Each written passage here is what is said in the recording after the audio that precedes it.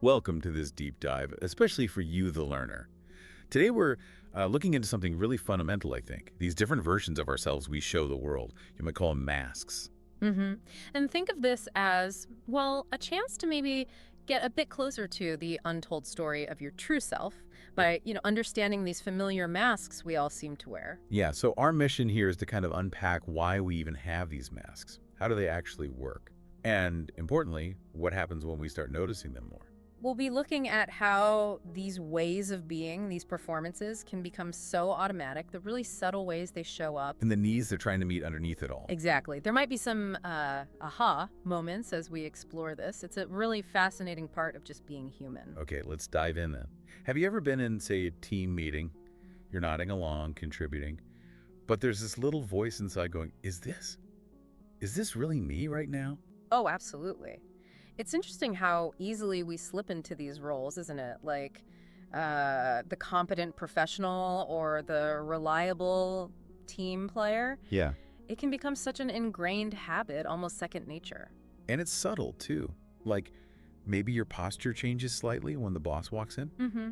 Or your voice shifts just a bit, sounds a little more formal, maybe. Yeah, exactly. Yeah. And it happens without you even consciously deciding to do it most of the time. Right. Or think about those times you might say something that doesn't fully land with you, but it kind of fits the mood of the room. Or laughing at a joke that you didn't actually find funny. Yeah, just because everyone else is laughing.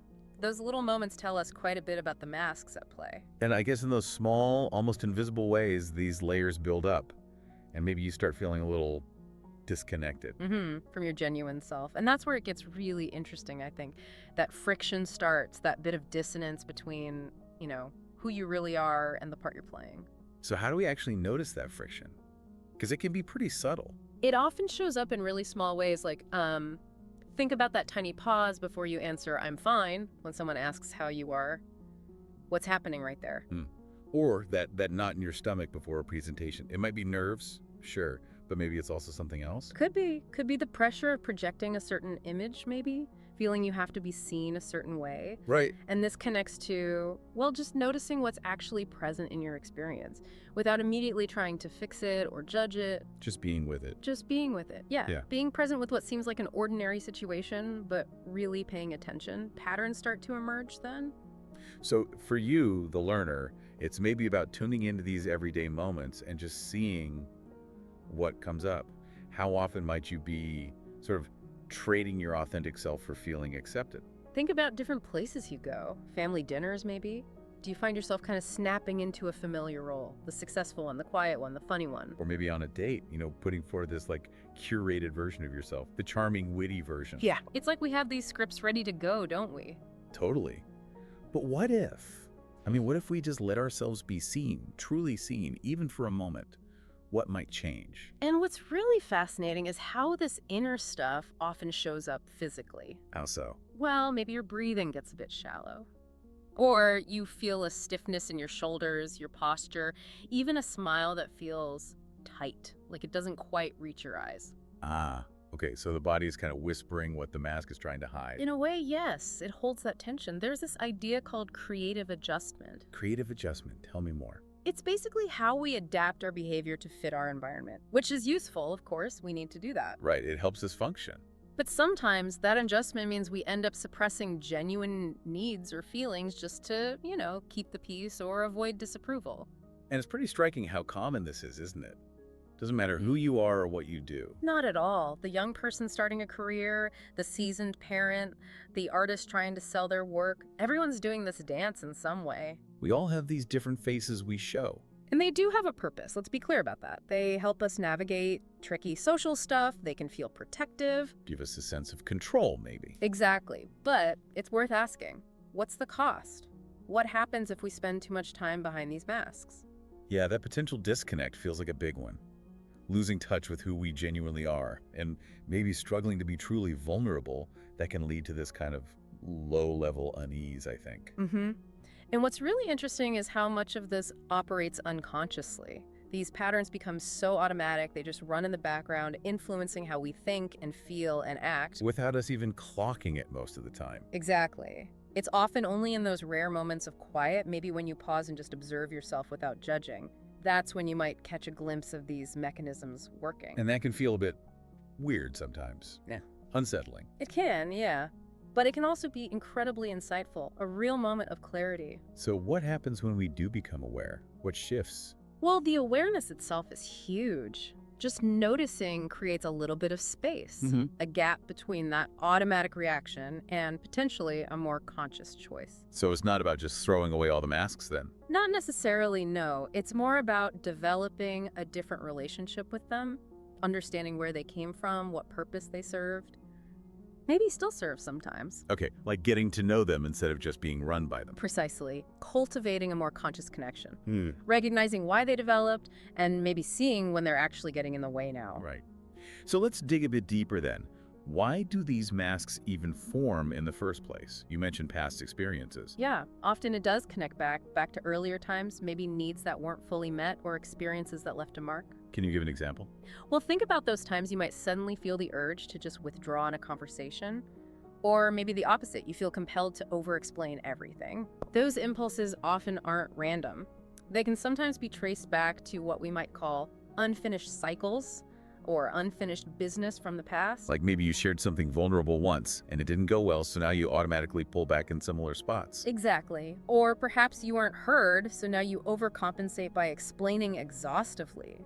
The body remembers these things. How does the body remember? Through physical sensations, that sudden tightness in your chest when a sensitive topic comes up, or maybe your hands get restless when you feel judged.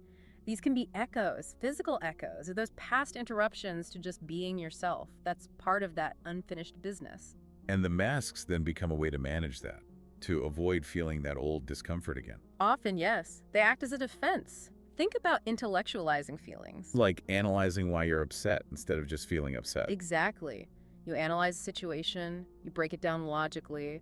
It gives you a sense of control, but it keeps the raw feeling at arm's length. Or projection, seeing your own stuff in other people. Attributing your own insecurity, maybe, or your own need for control onto someone else. It's a way to avoid facing it in yourself. So these defenses help keep the mask firmly in place by dodging the difficult feelings. Right. And the need to avoid challenging situations also fuels this. Like taking on way too much work because it's easier than saying no and setting a boundary. That's a classic example. And again, there's often a physical side to this. Your nervous system gets kind of conditioned. Conditioned how? So just the thought of that difficult conversation might trigger shallow breathing or muscle tension. The body braces itself based on past experiences. Wow. But the good news is awareness can break that cycle. It can interrupt it, yes. That moment where you notice, oh, here I go again, taking on too much, or wow, my shoulders are up by my ears. That noticing creates a possibility, a chance to choose differently. And when you start noticing these smaller moments, does it shed light on bigger life patterns too? Absolutely.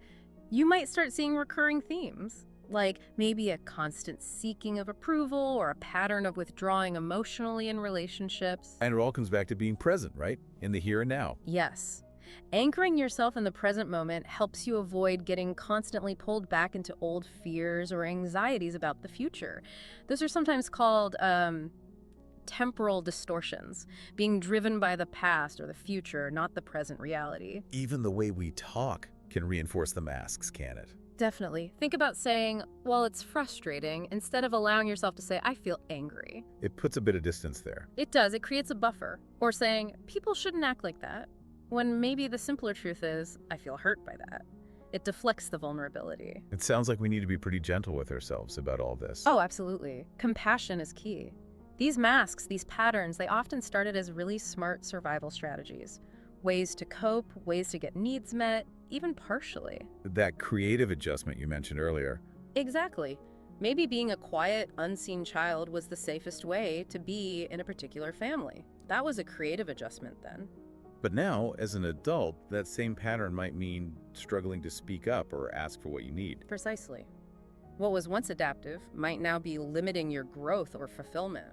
So the real power isn't in fighting the mask, but just noticing. Just noticing. That's the starting point. Bringing awareness without judgment to how these mechanisms play out in your day-to-day life. That simple act starts the process of change. So, the learner, maybe just observe today. When do you slip into a familiar role without really thinking about it? And it's good to remember, society often kind of encourages masking, doesn't it? We value consistency, composure.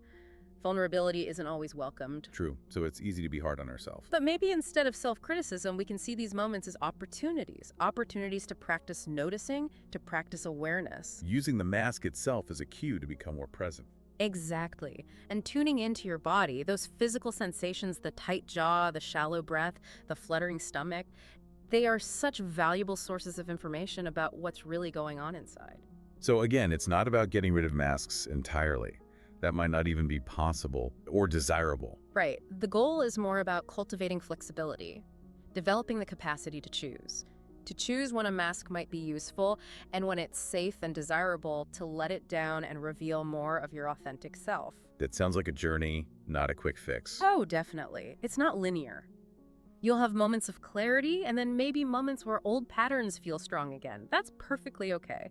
That's where this idea of awareness intelligence is helpful. Awareness intelligence. Yeah, just that ability to observe what's happening inside and out with curiosity without getting swept away by judgment, staying present with your actual experience. And I guess understanding where these masks came from helps us integrate them rather than just trying to push them away. Beautifully put. Integration, not rejection. Understanding allows for compassion, and that opens the door to becoming more whole, more authentically yourself. So, the learner, as you kind of reflect on this deep dive into the masks we wear, maybe just gently consider those moments in your own life. Where might you be operating from behind a particular persona? What subtle clues might you have noticed, even just listening today? In your body, perhaps. Your reactions. And could there be some of that unfinished business influencing those patterns you see? Remember, this isn't about pushing for some huge overnight change. It's really about cultivating gently that awareness intelligence. That kind of curiosity towards all the different parts of yourself, even the parts you find difficult. We really hope this exploration has given you some valuable things to think about, maybe some insights into that untold story of your true self. And perhaps sparked a bit more curiosity for your own journey of discovery. What other layers might be waiting just beneath the surface? That's definitely a question worth sitting with.